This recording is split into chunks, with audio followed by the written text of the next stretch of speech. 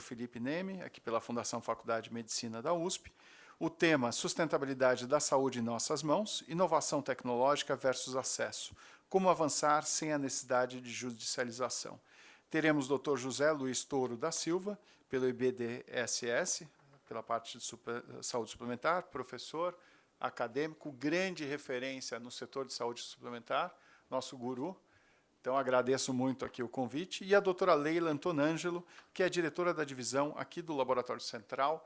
Doutora Leila, muito obrigado mais uma vez por ter aceito o convite. Ela vai trazer um tema muito importante, que as sociedades reverberam, SBPC totalmente alinhada com o que a senhora vai trazer. Fique à vontade se quiser sentar aqui ou permanecer aí. E já abro a palavra para o Dr. Felipe iniciar os trabalhos. Bom, novamente, bom dia a todos. É um privilégio e eu agradeço reiteradamente ao Dr. Carlos Eduardo pela oportunidade de moderar essa mesa e fico muito feliz, né, de ter a satisfação de interagir nesse painel com a professora Leila e com o meu colega Dr. Toro, duas referências fantásticas no mundo do direito e no mundo da medicina, né? A professora Leila tem uma atuação enorme coordenando o laboratório de patologia clínica aqui do Hospital das Clínicas, e o Dr. Toro, ao longo dos últimos anos, tem se consolidado como uma das vozes mais influentes na judicialização, especialmente uma pessoa com uma notoriedade enorme no conhecimento da saúde suplementar, na regulação, que vai certamente nos brindar com uma exposição muito importante numa temática como foi colocada na nossa mesa de abertura, que é encontrar esse equilíbrio, né, da sustentabilidade da saúde, considerando inovação e o acesso. E aí, como avançar sem a necessidade de judicialização? Esse é, acho que, o grande ponto, né? Doutor Toro, então eu passo para o senhor a palavra.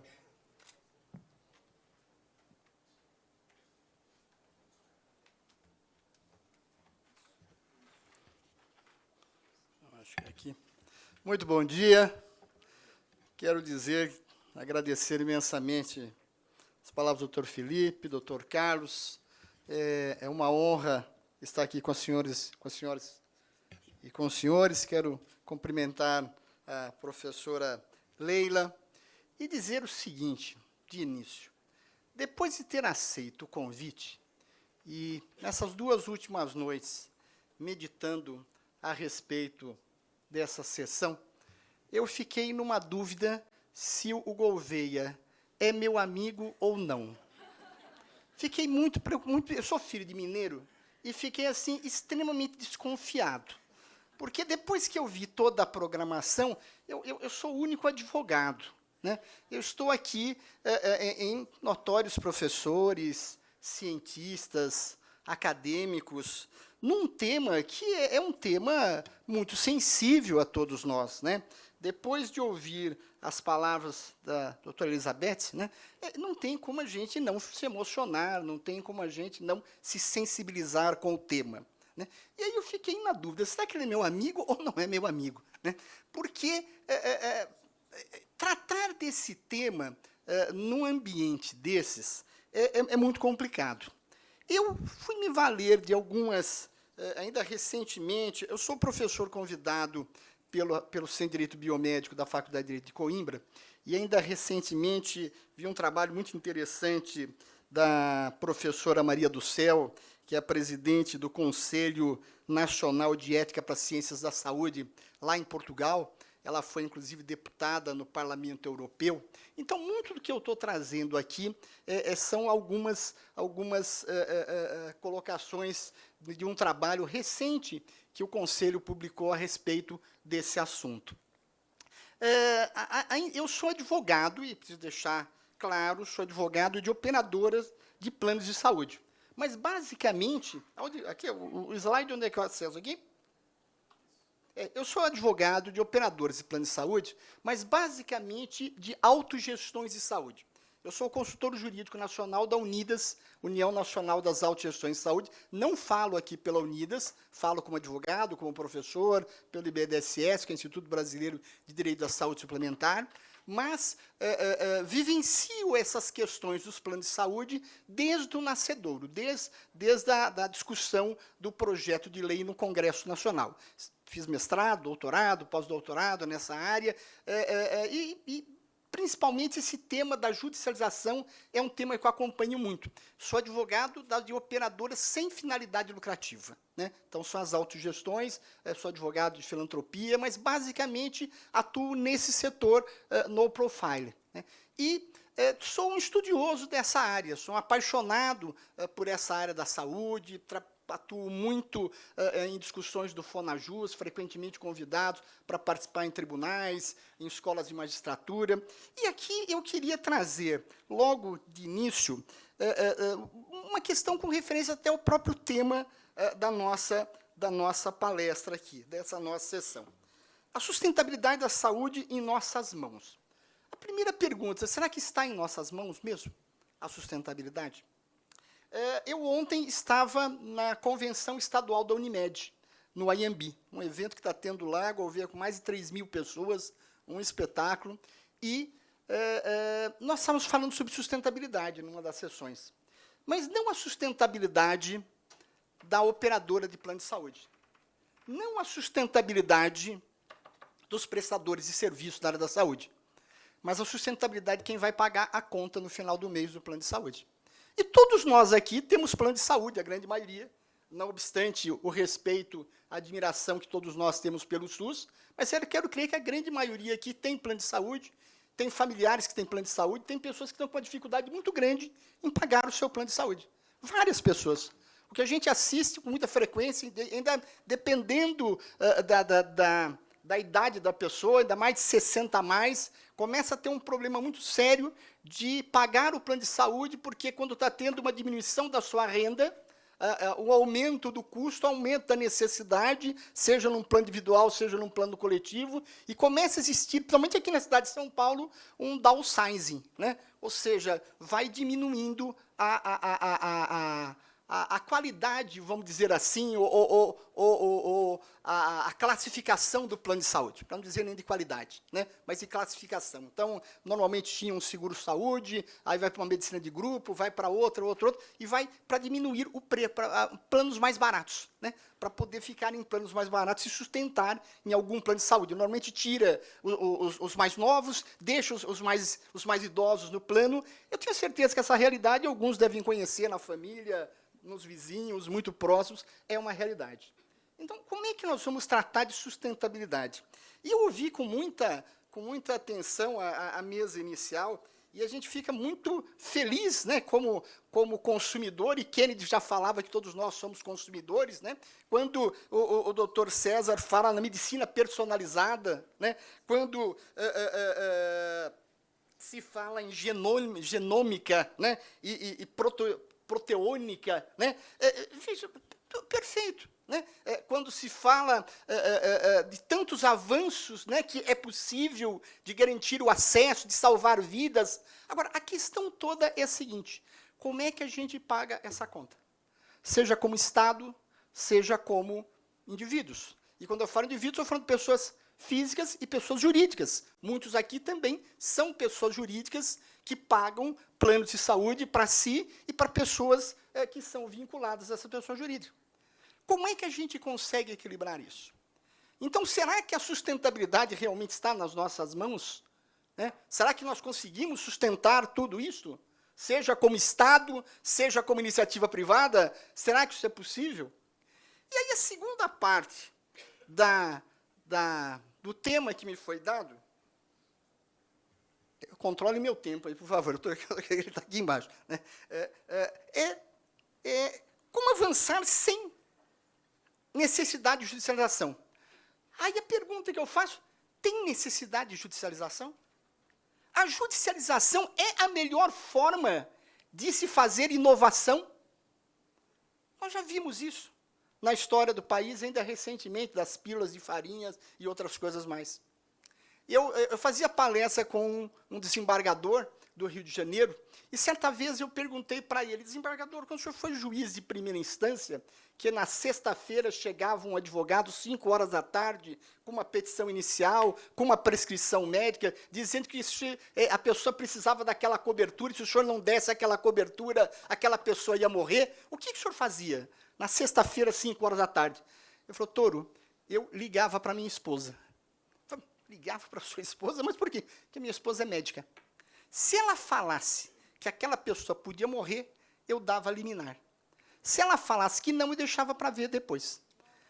Ele falou, Toro, você sabe qual é o problema da justiça brasileira?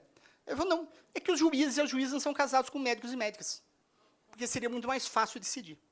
Nós já caminhamos muito, nós melhoramos muito, hoje nós temos o Natijus, nós temos já uma outra... Mas ainda assim, nós delegamos para um juiz, 5 horas da tarde, nas comarcas mais longínquas do país, decidir política pública de saúde.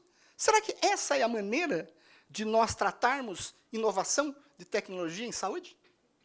Será que esse é o critério, dentro de um princípio de igualdade, de isonomia, de equidade, de resolver essa questão?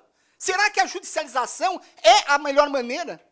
E aqui eu quero trazer uma questão que pode impressionar num primeiro momento.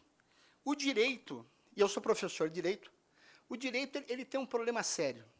O direito está sempre atrasado. Dê-me o fato que te darei o direito. Então, primeiro tem que vir o fato. Primeiro tem que vir as situações, para depois vir o direito. E há uma diferença grande, isso pode causar espanto, entre direito e justiça. Direito é uma coisa, justiça é outra coisa. Não é a mesma coisa. Então, o direito, ele é a última ratio, é a última fronteira. O direito, ele está sempre atrasado. Por isso, a necessidade do projeto de lei, da discussão no parlamento e questões do tipo. E às vezes, isso traz realmente uma injustiça muito grande, não tem como se sensibilizar com famílias e famílias que têm portadores de doenças raras, ou super raras. É uma questão complicadíssima. Mas o direito, ele é assim. O direito, ele chega atrasado. Ele chega depois. Mas nós precisamos, então, entender que a judicialização não é a melhor maneira de resolver inovação em saúde. Então, quando fala como avançar sem a necessidade da judicialização, a judicialização não é o melhor caminho. E, às vezes, é um caminho extremamente desastroso. E, às vezes, é um caminho que vai favorecer uma ou outra pessoa, não toda a comunidade. Muitas vezes, pessoas que têm acesso a bons advogados, que têm acesso à justiça, que têm acesso facilitado, mas não à sociedade como um todo. Pode resolver algumas questões pontuais do interesse de um ou outro. Normalmente, quando a gente está num estado de bem-estar social, quem se beneficia dessas questões não são os menos favorecidos. Posso garantir de estudos diversos, que não são os menores favorecidos que vão se beneficiar desse processo de judicialização. E daí, então, utilizando até esse trabalho da professora Maria do Céu, né, a saúde não tem preço, mas custa dinheiro. Nunca será possível disponibilizar tudo para todos. No mundo todo tem isto. Não tem como dar tudo para todos. O sistema inglês, que é um dos sistemas mais perfeitos do mundo, tem regras. Tem situações que não tem cobertura. Só que não tem cobertura para ninguém. Tem uma regra. A partir de 80 anos não é dado mais tal tipo de cobertura. Para nós, latinos, isso pode parecer um negócio absurdo. Por inglês, não. Por inglês, não. Não. Ali entra outro tipo de medicina, medicina paliativa. Mas não tem tratamento para tal pessoa a partir de determinada idade. Na Inglaterra. Só que é uma regra que vale para todos. É um critério que eles adotaram. Então, nós precisamos entender essas premissas. E, claro, com base nisso, como sociedade, nós precisamos discutir como atender essas questões todas. Né? E, muitas vezes, esse debate, ele, claro, tem um aspecto político, um aspecto ideológico, tem um aspecto social, somos latinos, né? Mas a questão toda é como caminhar nisso. É como ter a sustentabilidade dessas inovações. E, como não poderia deixar de ser, eu tenho um carinho muito grande pelo professor Giovanni, né, que foi o último a falar, e ele colocou com muita propriedade, né, essa questão de como a buscar um equilíbrio. Né? Não é uma coisa simples, não é uma coisa fácil. Mas ele colocou com muita propriedade. Olha, é muito importante nós discutirmos a inovação, mas como é que nós vamos sustentar essa inovação? Como é que nós vamos dar acesso a essa inovação para todo mundo? Né? Como fazer isso? Como compensar? Então, são questões que eu sei que não são fáceis. Não são perguntas simples de serem resolvidas. E é difícil falar numa plateia de acadêmicos, de pesquisadores, de pessoas que estão lutando pela vida o tempo todo, que estão criando, que estão inovando. É muito difícil falar isso. Né? Mas entender que a judicialização é que vai resolver isso, o judiciário não está capacitado para isso. O judiciário não foi preparado para isso. A sociedade tem outros canais, e aí nós temos o princípio da deferência, nós temos as questões das competências, nós temos as questões das leis, do Congresso e outras coisas mais, Conitec, com saúde, nós temos outros meios de discussão que não necessariamente o judiciário. E nós precisamos entender, né, essa questão da sustentabilidade.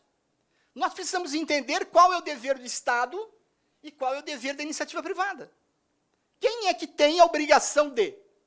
Nós temos um artigo 196 da Constituição, que fala do dever do Estado, nós temos o artigo 199, que possibilita a participação da iniciativa privada, só que a iniciativa privada, essa é uma atividade de relevância pública, em sendo de relevância pública, pode o poder público regulamentar, fiscalizar e controlar. E aí, quando eu estava em Portugal, tendo aula lá, um professor me falou, olha, uma atividade econômica é regulada de 3 formas, através da lei, através de agências reguladoras e através do contrato. Eu falei, professor, mas lá no Brasil também através da judicialização. Ele falou, mas por que o juiz não cumpre a lei? Como é que tem judicialização? Não existe em Portugal judicialização da saúde. Porque existem regras, existem normas. Tem uma entidade regulatória da saúde que estabelece quais são as regras. Não há necessidade de ninguém judicializar. Quando a gente fala numa aula lá sobre judicialização, os professores ficam, não estou entendendo o que é. O governo participou também dessa experiência. Eles não têm a menor ideia do que é judicialização da saúde. Agora, esse é um mercado, e falando da iniciativa privada, esse é um mercado, claro, né, que tem, e mesmo na área pública, é um mercado que tem conflitos. Né? Existem conflitos, e então há necessidade, né, do Estado regular, do Estado intervir, de ter leis e ter normas a respeito desse assunto. Né? Mas tem uma colocação do ministro Barroso, que eu gosto muito, que ele fala o seguinte, a judicialização não é a forma convencional de se resolver questões. Se está havendo judicialização, instâncias que deveriam estar em funcionamento não estão funcionando. Vivemos uma epidemia de litigiosidade da saúde. E aqui estamos pensando em como superá-la. Ele já não é mais ministro do Supremo, né? Ele foi, inclusive, o relator da ação direta de inconstitucionalidade da 14454. Eu sou um dos subscritores dessa ação direta de inconstitucionalidade, que discutiu justamente uma lei que estabeleceu para a iniciativa privada uma obrigação maior do que aquela para o poder público, e ainda por cima uma lei que estabeleceu critérios, inclusive sanitários, extremamente criticáveis, extremamente imprecisos, não só juridicamente, mas também de forma sanitária. E o Supremo acabou, então, agora, o ano passado, julgando não inconstitucional a lei, mas estabelecendo uma interpretação conforme em decorrência dessa Lei 14.454. Estabelecendo, portanto, nas coberturas extra-rol, não previstas no rol, e coberturas, portanto, também que não estariam excluídas dos planos de saúde, porque às vezes as pessoas não sabem, mas dentro da lei dos planos de saúde tem um artigo 10 que estabelece uma série de exclusões. E essas exclusões se aplicam tanto ao rol da ANS como ao extra-rol da 14.454. Né? Isso está na lei. E aí, ele estabeleceu 5 critérios cumulativos para a aplicação de uma cobertura fora do rol da ANS. E são critérios cumulativos. E aqui já dá uma pista dessa busca do equilíbrio.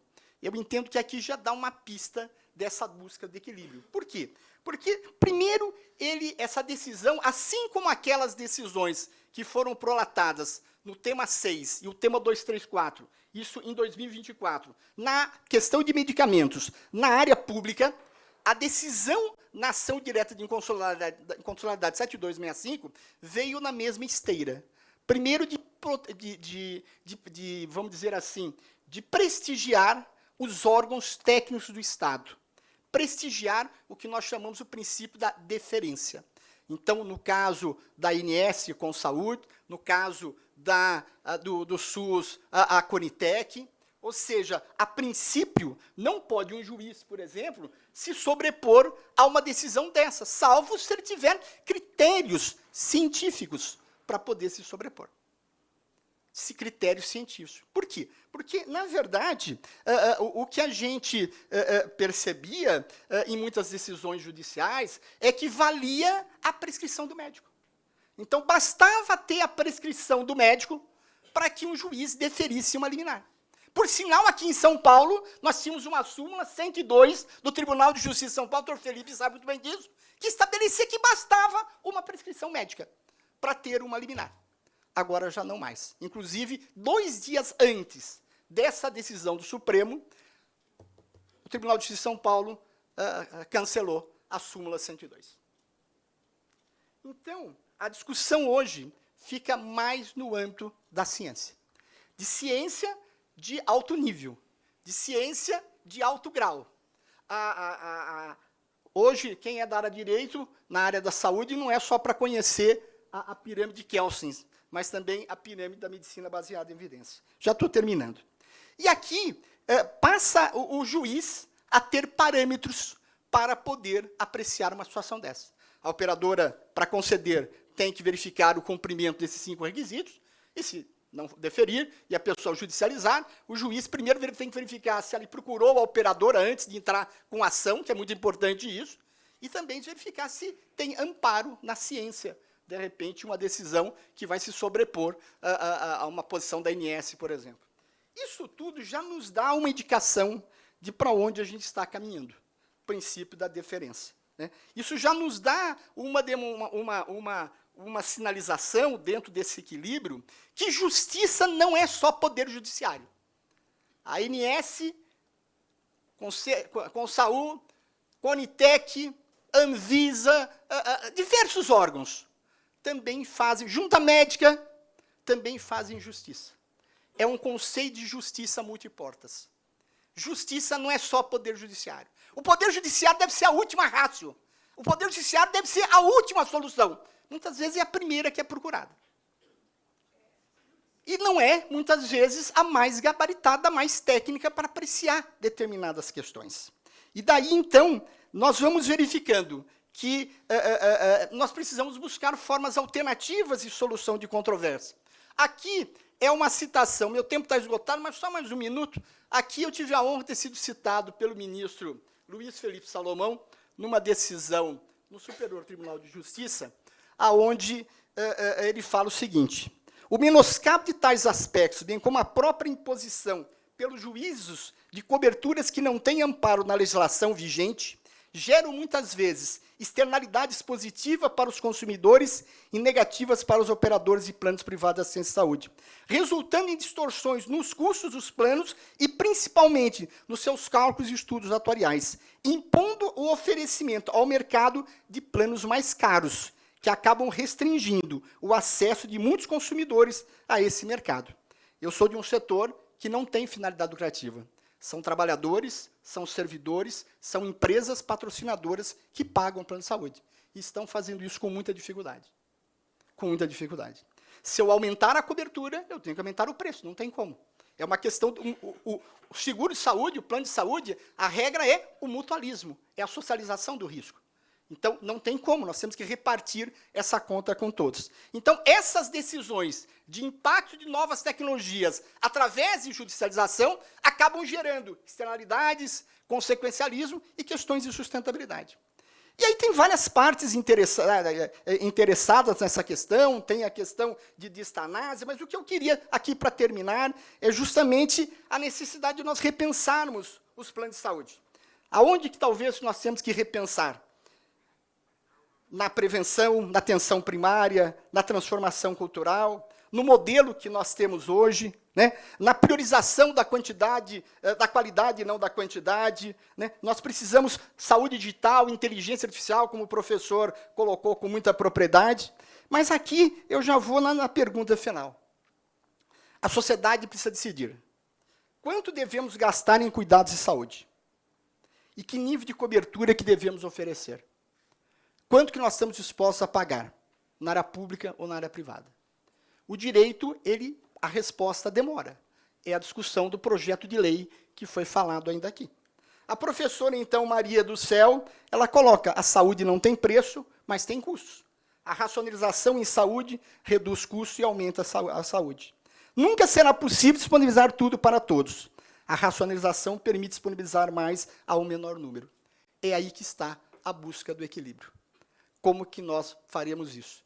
Essa é uma professora que é a presidente do Conselho Nacional de Ética para a Ciência e Saúde lá em Portugal, que foi deputada no Parlamento Europeu, onde a Europa também enfrenta esses mesmos problemas que nós estamos enfrentando. Como dar saúde para todos? Como não deixar ninguém para trás? Como tratar as pessoas, principalmente de doenças raras, doenças super raras, necessidades especiais? Essa é uma pergunta que a sociedade tem que responder como um todo. Não é o judiciário que deve resolver essa questão. Muito obrigado.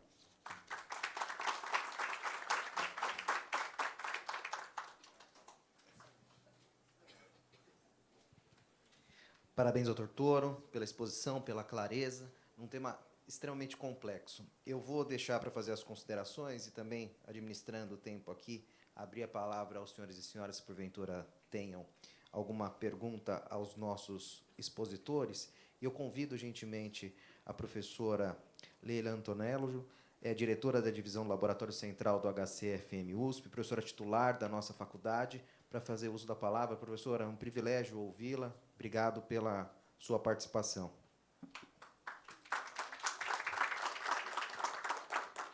Obrigado à CBDL pelo convite. Eu me sinto honrada de estar aqui na presença de tantos especialistas e até meio com medo, né? Porque eu nasci no HC, há 40 anos eu sou do laboratório daqui, vivi todas as dificuldades nesse período, então eu tenho assim, um orgulho enorme por trabalhar no serviço público e sempre tentar fazer o meu melhor. Mas é uma situação árdua e conflitante, como já foi colocado pelo professor Toro e por todos aqui, mas nós vamos tentar discutir de uma maneira... Ué, por que não?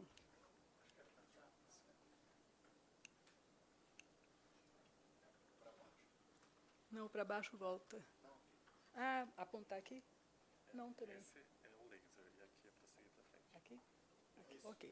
Então, o tema foi sustentabilidade da saúde em nossas mãos, inovação tecnológica versus acesso, como avançar.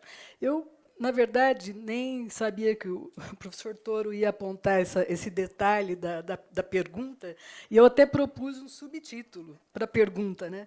A inovação com sustentabilidade, né? Desafios na busca de recursos para ampliar o diagnóstico. Propostas para a discussão do gap diagnóstico, que é um dos principais funis do problema de saúde, pelo menos para os menos assistidos, né? Eu me baseei, como eu estou aqui na presença de vários especialistas, e, obviamente, que eu sou de uma área absolutamente técnica, né, de uma área de formação de laboratório mesmo, então eu me baseei tanto no Lancet Commission, como nesse trabalho publicado na Frontiers, agora em 25, do grupo do Rio de Janeiro, da UERJ, da Federal do Rio de Janeiro, com várias outras entidades da África, da Inglaterra, tal, para contextualizar para aqueles que não vivem essa experiência como a maioria daqui dos palestrantes vivem, que é de como o SUS está e como são as dificuldades que a gente atravessa. Sem dúvida nenhuma, nós vivemos temos uma capacidade tecnológica sem precedente, né? Hoje, com medicina de precisão, com inteligência artificial, com tudo isso, sem dúvida, a gente vive o ápice da inovação e imaginamos que isso vai caminhar de uma maneira galopante para cada vez ser mais influenciável. E temos o abismo do acesso, né? Nesses trabalhos, nesses dois trabalhos que eu estou citando, é uma coisa interessante. 47% da população global ela tem pouco ou nenhum acesso a qualquer diagnóstico básico, né? E o diagnóstico, como já até o professor Giovanni também colocou, é o alicerce invisível da cobertura universal de saúde. Sem ele, a inovação não alcança o paciente. Então, não adianta a gente discutir inovação se a gente não resolver um problema básico que está na base da pirâmide da assistência. Na antiga arquitetura do SUS, né, que só para contextualizar para aqueles que não vivem esse problema, então, antes o SUS, até 2017, ele era modular, né, nessas 6 caixas de recursos, e você não podia, nos municípios ou Estado, transferir o recurso de uma caixa para outra, mesmo em situações emergenciais. E isso levava a situações críticas, né, principalmente nos municípios, imaginar o tamanho do Brasil e as dificuldades regionais que nós temos, né? E depois da portaria de 2017, então, essas 6 caixas de distribuição dos recursos, ela foi finalizada ou resumida em 2 itens. Um que pega todos os 5 itens de consumo, isso vai desde manutenção operacional, salário, tudo isso, e uma parte desse recurso, então, dessas 2 receitas, que vai para o bloco de investimento. Isso tudo foi baseado no Fundo Nacional de Saúde e nos dados do Fundo Nacional de Saúde. E é interessante que, nessa linha do tempo, quando nós tivemos a constricção desses 6 itens e tivemos a emenda do teto de gastos, o SUS teve uma perda estimada, até essa mudança da lei de 2017, de 743 bilhões de reais. Isso significa que, para quem trabalha no SUS, ou para quem está falando em inovação, em tecnologia, em uma série de assuntos nessa natureza, é que, na verdade, você basicamente tinha que viver num regime de extrema dificuldade, né? E aí tivemos a pandemia no meio do caminho, que foi mais um fator agravante, e depois nós tivemos uma emenda constitucional em 22, que permitiu, portanto, fazer uma expansão emergencial do teto de gasto, e depois, agora, a nova lei do arcabouço fiscal, que pelo menos repõe um pouco e volta a ter necessidade a legislação faz com que tenha que ser reparado para a saúde 15% da renda, né? Então, isso só para contextualizar todos os passos que a gente passa. Nesse mesmo trabalho do pessoal do Rio, entre 2019 e 2022, o Fundo Nacional de Saúde ele destinou 406 bilhões ao SUS. A arquitetura daqueles blocos revela uma coisa assustadora. 98,1% desse recurso é só para manter o que nós temos hoje funcionando, manter as portas abertas. E 1,9% foi destinado à inovação e a novos empreendimentos em saúde. Então, significa, né, que é uma coisa a ser pensada mesmo, de onde que você tira o recurso para inovar e para dar para a população aquilo que ela necessita, que é uma assistência, da básica até a mais sofisticada.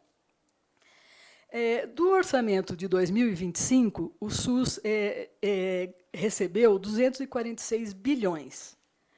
E aí tem um estudo desse trabalho que estuda o volume versus eficiência. E isso nós, de laboratório, conhecemos, e é um dado global, que 30% é perda, em qualquer nível de atenção. Tá?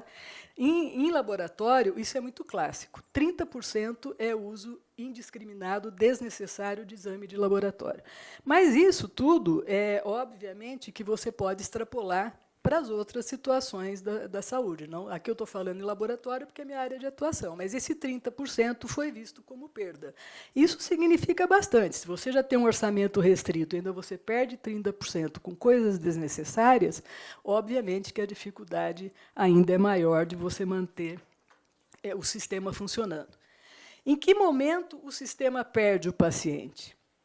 Então, é interessante, você tem o paciente se apresentando nesse trabalho, o que eles fazem? Eles pegam 6 situações rastreadoras de saúde básica da população, quais sejam diagnóstico de diabetes, hipertensão, tuberculose, HIV, sífilis, hepatite B. E esses pacientes, então, nós temos aqui, nessa base, na parte mais alargada, né, como ele procura a atenção primária. Ele procura atenção primária, aí você vê o gargalo do gap diagnóstico. Olha já o afunilamento que isto acontece. E depois, o tanto de pacientes que recebem o tratamento correto e ideal para a sua doença. E, interessantemente, nesse trabalho, se mostrou que, dependendo, obviamente, que aqui são vários países e várias regiões, 35% a 62% dos pacientes permanecem não diagnosticados. O diagnóstico é a maior falha na cascata de cuidado geral do paciente. Isto posto, quais as consequências que você tem para a saúde da população com esse gap diagnóstico? Se você reduzisse, nesse trabalho eles mostram isso, obviamente, cientificamente, que se você reduzisse aquele gap de 32% a 68% a 10%, isso evitaria 1 milhão de mortes por ano, em países de média renda como o nosso. Você diminuiria risco epidemiológico. Por quê? Porque hoje a pessoa vai na atenção básica, não tem exame microbiológico, ela toma empiricamente antibiótico, isso nós estamos vendo, situações de resistência, e para quem trabalha em laboratório, hoje o laboratório tem que subsidiar a microbiologia. O SUS paga R$ 12,00 uma cultura, ela me custa 120. E eu aqui atendo, com microbiologia, os 10 institutos do hospital. Então, você imagina a ginástica que você tem que fazer para você fazer, imaginando que paciente que faz cultura é aquele que está internado, que nem volta para o laboratório, porque é um recurso de AIH.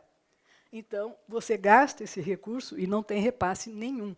Então, você tem que subsidiar a microbiologia. E, cada vez mais, com surtos, por causa de resistência, você tem muito mais coisas moleculares e genômicas. Então, isto encarece ainda muito mais esse 120 que eu estou falando, básico do básico.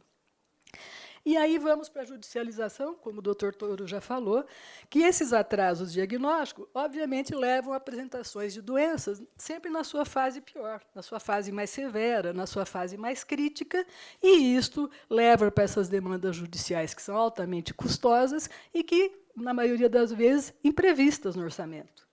Né? Então, essa é uma questão gravíssima para a gente. Agora, existe um problema oculto, né, nesse gap de diagnóstico e nessa disfunção que existe entre o que você oferece e o que o paciente precisa. E falando agora pelos exames. Mais exames não significam mais saúde. O uso racional é o alicerce da sustentabilidade do sistema. E eu realmente tenho isso como política, como norma, como norte, e sou uma defensora, assim, 24 horas por dia dessa ação aqui no Hospital das Clínicas. Porque quanto mais exames você faz, você tem mais falsos positivos, isso acarreta um desdobramento de outros exames e outros testes, não chegando até, eventualmente, a biópsias, a coisas muito mais drásticas para o paciente, além da ansiedade que se cria para o doente. Você tem uma sobrecarga sobremaneira do sistema, né, tanto do pessoal de coleta, como pessoal do laboratório, pessoal de enfermaria. E, o que é mais importante, o desperdício financeiro. Você consome recurso que já é escasso e de uma maneira que não teve nenhuma funcionalidade, nenhuma ação sobre o doente, não teve nenhuma melhora na evolução do paciente. E, com isso, em 2012, quando os Estados Unidos começou a discutir o Choose Wisely, que era uma ação feita pela Sociedade de Clínica Médica Americana, que reunia especialistas para ditar normas ou para rever exames que deveriam ter protocolos bem definidos. Tal. Isso serviria, de uma maneira geral, para a saúde suplementar e para a saúde pública. Então, hoje tem 37 sociedades que participam disso, e a canadense seguramente é o melhor modelo disso, porque ele tem controle sobre os hospitais e eles, inclusive, eles financiam ou eles dão apoio financeiro para médicos que cumprem as metas da Choose Wisely. Né? Então, é muito interessante como eles fazem. É o modelo que mais deu certo, foi o canadense.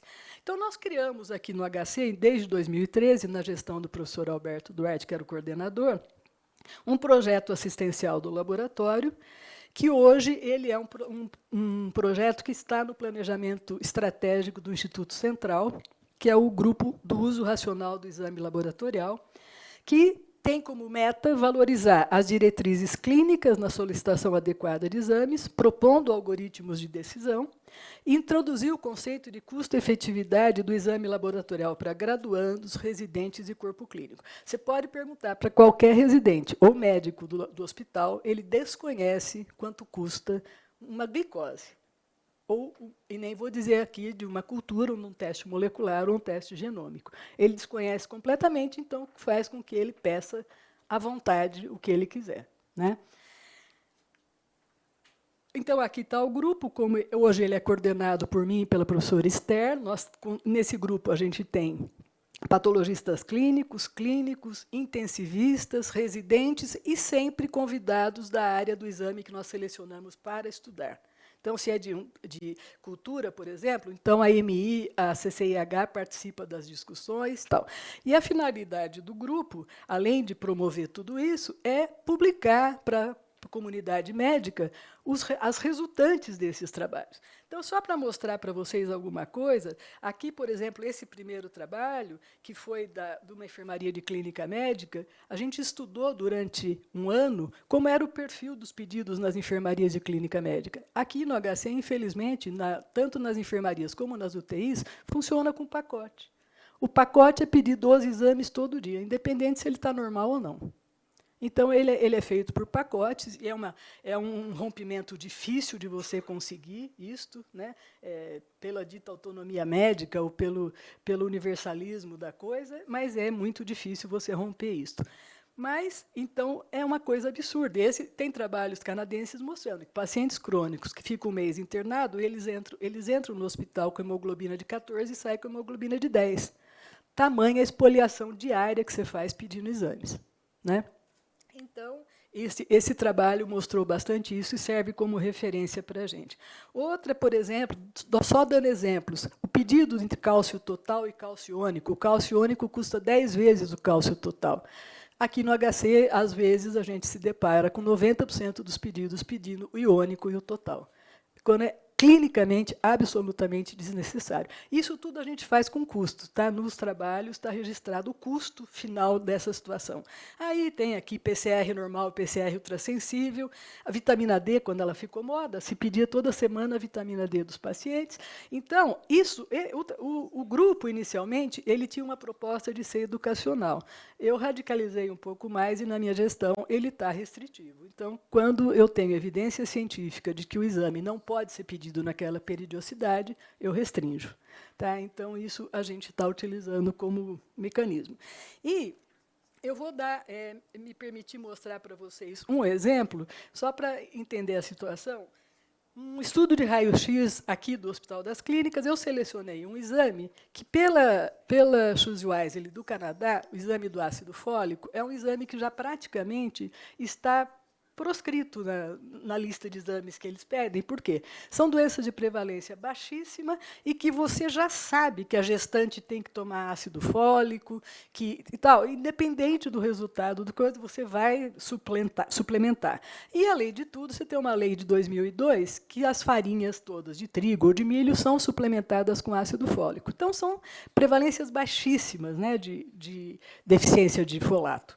Então, nós fizemos esse levantamento de 5 anos, onde nós observamos, em 5 anos, 181 mil pedidos de ácido fólico relacionados a 82 mil pacientes. Então, por aí já dá para a gente ver o tanto de repetição que tinha para o mesmo paciente. E fizemos o cruzamento de dados, a clínica que mais solicitava, o tipo de doença, tal, tudo isso. Interessantemente, 99,3% desses exames foram normais. E eles continuavam sendo pedidos, mesmo sendo normais. 0,7%, que é mais ou menos bate com a prevalência mundial, foram exames com valores alterados, inferior ao valor de referência. Então, isso mostra, eu selecionei um exame que eu sabia que ele era de baixa prevalência, mas eu não imaginava que se pedia tanto e tão desnecessariamente esse exame. Aí, quando eu avalio, por exemplo, mesmo que eu suplemente o ácido fólico para aquele paciente que precisa, eu devo repetir o exame. Se eu quiser repetir, se eu for muito, que eu quero ver, eu repito depois de 3 meses, que é o tempo de você fazer o efeito do que você repôs. Olha o que eu tenho de repetição em até 90 dias. Eu tenho 25 mil repetições em até 95 dias, o que é até, vamos dizer, antifisiológico. Então, são situações complicadas, e vocês vão ver que até 1 ano tem pacientes que foram repetidos esse ácido fólico mensalmente. Vamos agora falar do que a gente gosta, né? Quanto me custou isso? Se ele a $3,32, quando foi feito o custo disso, que é aproximadamente R$17, multiplicado por esse valor inútil, eu joguei no lixo R$3 milhões. Se a gente está discutindo de como melhor aplicar esse recurso, eu acho que essa é a base, pelo menos, que eu considero para um laboratório público. É desta maneira que eu consigo trabalhar com a Ester, trabalhar com a biologia molecular e com a micro, de oferecer um serviço de altíssima qualidade, como nós temos todos os orgulhos de ter no HC, que somos certificados pelo Colégio Americano de Patologia, então a gente tem um laboratório de altíssima qualidade, mas que pena para manter essa qualidade a esse custo, Temos alternativas de recursos além do orçamento direto do Tesouro? Temos. Então, seria você, por exemplo, ter um PROAD que pudesse olhar um pouquinho com mais atenção para diagnóstico, não só para epidemiologia, mas olhasse mais para diagnósticos. As parcerias público-privadas, e aqui o Felipe acho que concorda comigo, que a gente aqui no hospital tem uma certa dificuldade jurídica de fazer algumas parcerias, às vezes alguns atrasos, então isso é às vezes um impeditivo de você avançar muito com essas parcerias. As 6, que são as linhas de crédito estruturada via BNDES e FINEP, que aqui a gente é trabalhoso, mas você tem que pensar nessa alternativa também. E uma das coisas é o ressarcimento, que até hoje não se faz de maneira que a gente gostaria que fosse, o ressarcimento do paciente que tem plano de saúde e é atendido no SUS, o repasse eficiente desse recurso. Então, essas são as fontes alternativas que a gente vê. Já esgotou meu tempo? Então, só finalizando, escalando a solução, nós temos essas oportunidades, que é fazer a identificação inteligente de rastrear esses pacientes, de rastrear os exames de alta demanda, fazer bloqueios, e acabar com esse conceito, com esse universo de conceito de pacotes de exame. O paciente do UTI tem que ter um pacote de 20 exames, independente de se clinicamente ele está estável ou não, e realocação do fundo para os exames que não são contemplados na tabela. O gargalo, então, nós temos esse gargalo da SIGTAP, obviamente que temos, é uma tabela estática e financeiramente desatualizada, como eu estou falando para vocês, de R$12 uma cultura, hoje ela me custa 120. A lentidão que você tem de incorporar novos testes, e testes hoje absolutamente necessários. Por exemplo, você está falando de uma cistatina C para insuficiência renal aguda, que não está na tabela e você não consegue colocar, e é um exame que não é barato. Então, nós não estamos nem dizendo ainda em inovação, em implantação de novas tecnologias. Foco em procedimentos isolados sem visão de custo-efetividade sistêmica e, obviamente, que hoje essa solução que está sendo dada pela Organização Mundial de Saúde via as comissões estrangeiras, principalmente europeias, né, e que agora está sendo discutido aqui também, aqui para nós, que é a criação da lista essencial de diagnóstico do SUS, né, modelada então pelo modelo da OMS, que é a EDL, que você faria para determinadas doenças, os pacotes que seriam obrigatórios de você disponibilizar. E a incorporação, logicamente, que sempre baseada em evidência, carga de doenças e diretrizes clínicas. E, com isso, por exemplo, a China já está seguindo o EDL. E, com isso, você consegue centralizar compras. Porque, se eu falo que você tem hipertensão, o pacote é esse, diabetes é esse e tal, eu uniformizo na assistência, na atenção primária, esses pacotes. E isto, eu centralizo o recurso, eu compro tudo de um mesmo lugar. Na China, eles compram no mesmo lugar. Eles tiveram uma redução de gasto com compras em torno de 40%. Então, isso é uma saída que a gente acha que a sociedade, todo mundo está pensando e que, obviamente, deve ser um futuro, pelo menos, a se pensar. Uma outra coisa interessante que eles colocam é você pensar um pouco na base da pirâmide, né? Por exemplo, você municiar melhor a assistência primária. Você pôr pockets ou point of care na atenção primária, você diminui muito o que chega hoje aqui no hospital. Você chega pacientes para fazer diagnóstico de diabetes aqui. Isso não é possível. Ficaria no hospital terciário, obviamente, esses testes mais sofisticados, tudo, além dos básicos, logicamente, mas esses testes mais para a rede, não para nós. Né? Só para você disponibilizar para ele. Não tem sentido eu montar um aqui, a Unicamp monta um ali, a Paulista monta um ali, a Santa Casa monta outro. Quer dizer, isso não é assim no mundo. Né? A gente não otimiza recurso de jeito nenhum.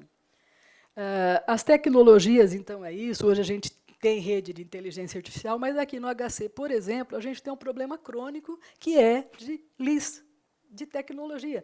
Em cada instituto tem uma diferente. Uma TI diferente.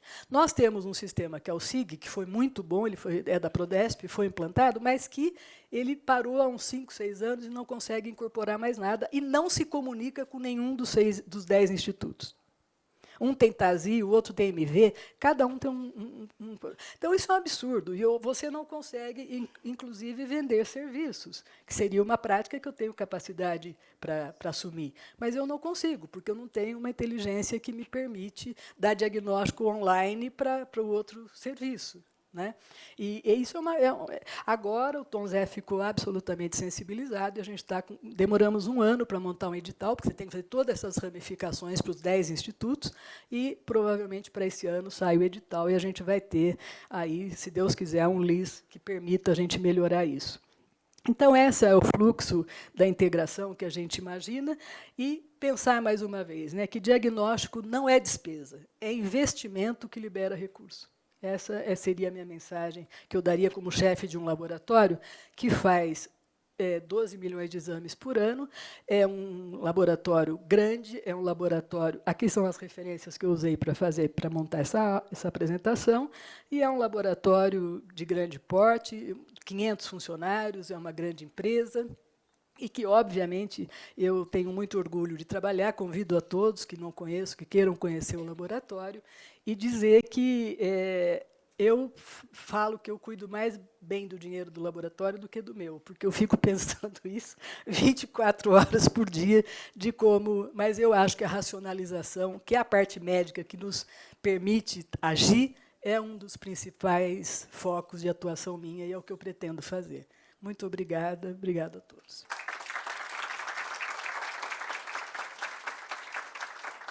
Obrigado, professora. Por favor, pode se assentar conosco.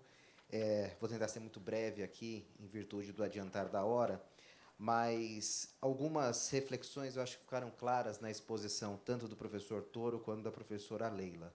Né? Primeiro, que a judicialização ela passa por uma melhoria, e eu acho que a gente precisa reconhecer isso. Né? A judicialização está mais qualificada. Quando a gente olha o sistema de saúde, a gente avalia a questão da construção do NATJUS. Eu tenho a possibilidade de atuar com 2 chapéus. Eu tenho dupla formação acadêmica, eu sou administrador e advogado. Aqui eu tenho o privilégio de interagir há 15 anos com a professora Leila, com a professora Esther, com o professor Wanderson, com o professor Giovanni, no maior complexo hospitalar da América Latina. né? E a gente sempre brinca que o nome não é complexo Faculdade de Medicina e Hospital das Clínicas à toa, as coisas aqui são realmente complexas, né? E, em outra ponta, eu também, como advogado, hoje em dia, eu sou secretário da Comissão Estadual, da Comissão Nacional de Direito à Saúde da OAB Federal. Então, a gente tem essa dualidade. A judicialização ela vai acontecer, é da natureza humana o conflito, né? O que a gente precisa buscar é a boa judicialização. E o que ficou claro aqui na fala da professora Leila e do professor Toro é que existe, sim, algumas iniciativas que podem melhorar, que podem reduzir a judicialização. Quando a professora Leila coloca que 47% da população mundial não tem acesso, quando 98% do orçamento nacional está comprometido com a manutenção do básico, essa evolução vai automaticamente trazer tensões. O que nós precisamos, como o Dr. Toro trouxe, né? A saúde não tem preço, mas ela tem custo. E nós temos, de fato, instrumentos, instâncias aptas a mediar essa situação, né? As próprias agências reguladoras, no caso a ANS, no caso a Conitec, no caso a Anvisa, né? Você tem modelos hoje em dia como o sandbox regulatório que trazem esse laboratório para ver se essa solução vai ou não funcionar e, principalmente, como a professora bem disse, né? Mais exame não significa mais saúde.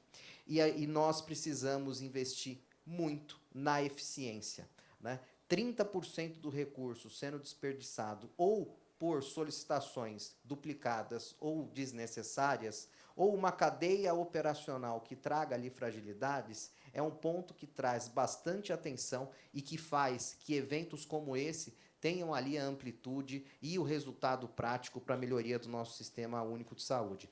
Bom, o doutor Gouveia me permissionar a vocês duas perguntas para que a gente não ultrapasse muito tempo, tanto a professora Leila quanto ao professor Toro. Então, eu gostaria de saber se alguém teria interesse de formular uma questão objetiva para que eles possam responder aos senhores e senhoras. Por favor. Ela está levando... Bom dia, sou Rodrigo Calado, professor da Faculdade de Medicina de Ribeirão Preto, da USP, professor titular de hematologia. Queria congratular as duas apresentações. Professora Leila, eu queria fazer um comentário. Há um tempo atrás, eu fui diretor de apoio médico do Hospital das Clínicas da USP em Ribeirão, que eu acho que mais ou menos corresponde à sua posição aqui, e a gente fez...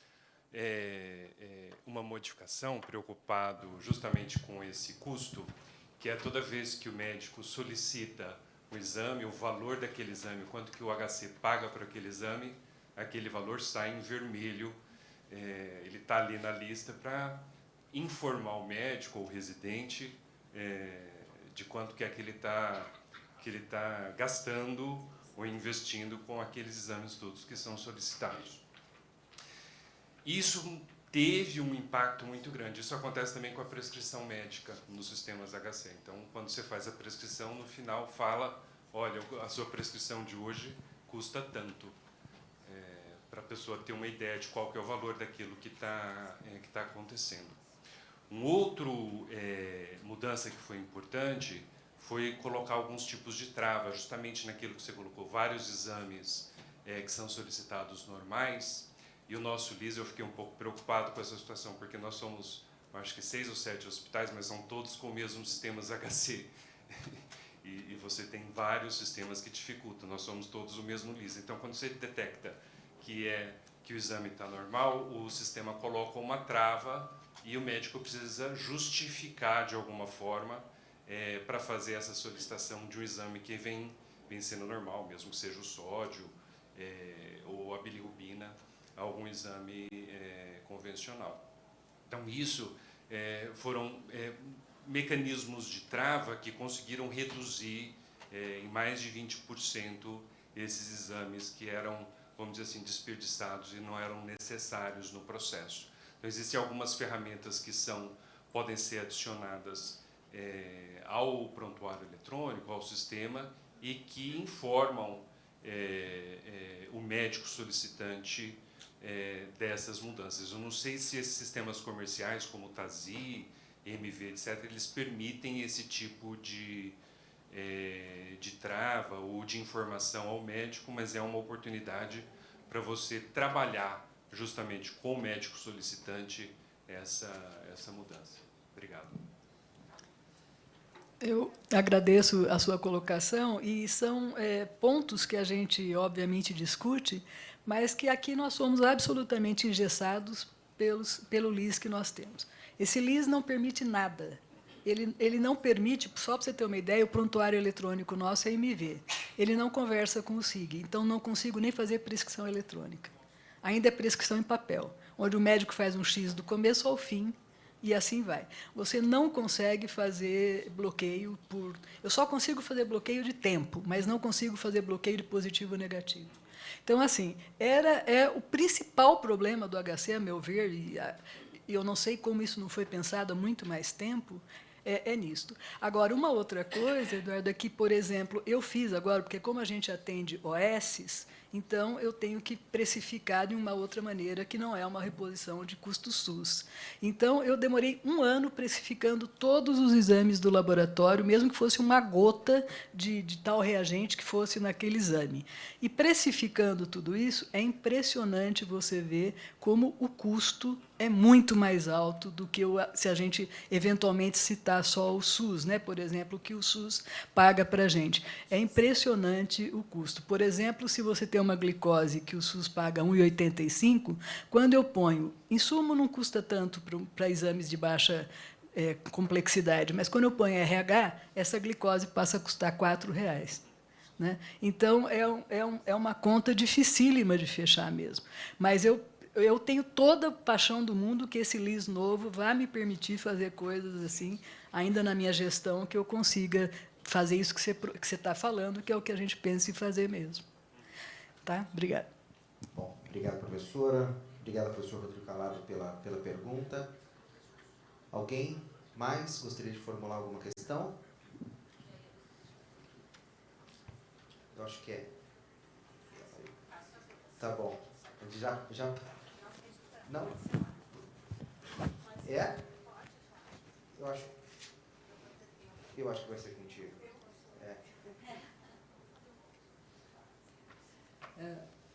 Bom dia, eu sou a Luciane Scherer, depois vou falar sobre Jornada do Paciente. E primeiro quero dar os parabéns pelas 2 colocações, né?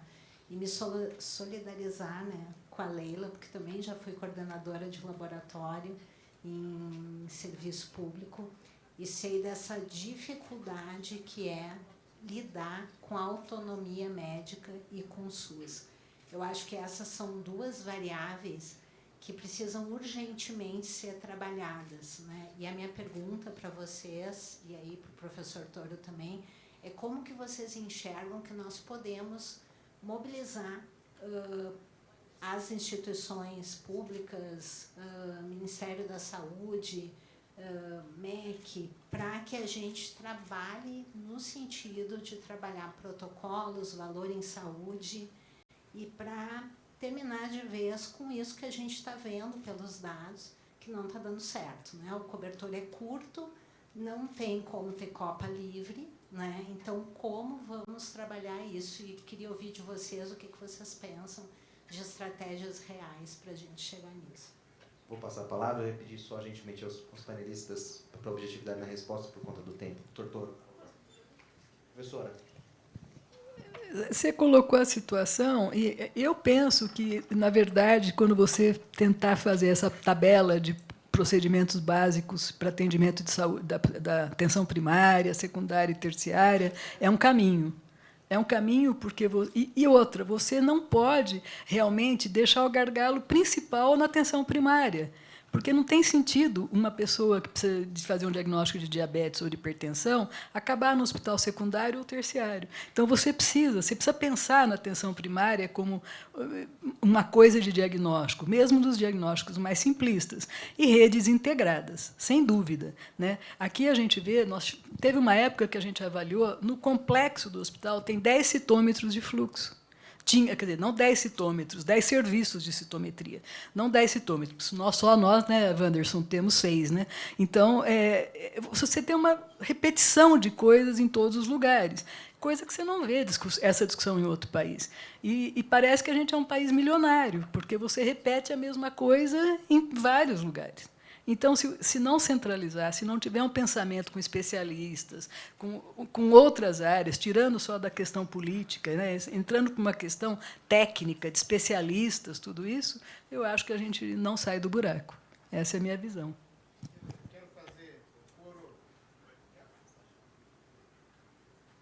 Quero fazer coro ao que disse a professora Leila.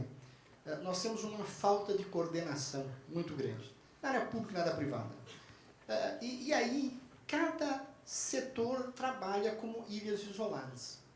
Quando a gente fala de autonomia médica, por exemplo, a gente, na saúde suplementar, não pode ter acesso à CID, a INS não pode, na TIS, ter acesso à CID, porque tem uma ação judicial do Conselho Regional de Medicina do Rio de Janeiro, que conseguiu uma decisão proibindo o acesso à CID. Nós temos uma resolução do Conselho Federal de Medicina sobre a auditoria médica, que é praticamente a não auditoria médica, e que, inclusive, que conflita com questões da própria ANS, como, por exemplo, da Junta Médica, está judicializado, a Unidas é uma das ações, conseguimos suspender parcialmente a resolução, mas é um outro conflito. Parece que nós realmente somos inimigos de nós mesmos. Né? E essa questão do retrabalho, essa questão das perdas, na saúde suplementar, nós temos mais de 30% de desperdício e de fraudes. Fraudes na área de saúde. Vejam, esse dinheiro, 30% do que nós pagamos no nosso plano de saúde, 30% vai para o ralo ou para organizações criminosas. Tá certo? Porque ou é desperdício ou é fraude. Né? Teve um movimento muito grande da questão dos reembolsos, porque após a pandemia, como colocamos todos assim no mundo digital, o mundo digital também proporcionou uma série de outros problemas. Uma série de outros problemas. Então, nós temos uma dificuldade muito grande na área pública, na área privada, e principalmente nessa questão da coordenação. Né? Seja na Agência Nacional de Saúde Suplementar, seja na Anvisa, seja no Ministério da Saúde, quer dizer, falta uma coordenação melhor disso tudo. E hoje, para você ter uma ideia, ainda semana passada teve um artigo do presidente da ANS entendendo que há necessidade de um novo paradigma regulatório, que deve ter ênfase, na verdade, em linhas de cuidado, atenção primária e desfechos clínicos. Ou seja, as questões básicas. Nós ainda não conseguimos chegar num nível necessário de discutir doenças raras, super raras. Nós ainda temos um problema básico, estrutural básico, e a professora colocou com muita propriedade na sua fala, na área pública e na área privada. Né? E essas questões, e ainda na saúde suplementar, só para vocês terem uma ideia, nos últimos dias de vida, normalmente as pessoas gastam mais do que elas contribuíram a vida toda. Também por um desperdício muito grande, uma visão muito distorcida e até uma dificuldade de entender o advento da morte. E são questões que acabam impactando muito o custo dos planos de saúde. E eu falo de um setor que não tem finalidade lucrativa. Né? Não quer dizer que é pecaminoso ter finalidade lucrativa. Não é. Né? Mas é importante que a gente entenda que o que nós temos na saúde suplementar é um mutualismo, é uma socialização do risco. Todos vão acabar pagando a conta. Muito obrigado, doutor Toro. Muito obrigado, professora Leila. Devolvo a palavra, então, ao doutor Gouveia, parabenizando a CDBL e a todos vocês pela organização do evento. Obrigado.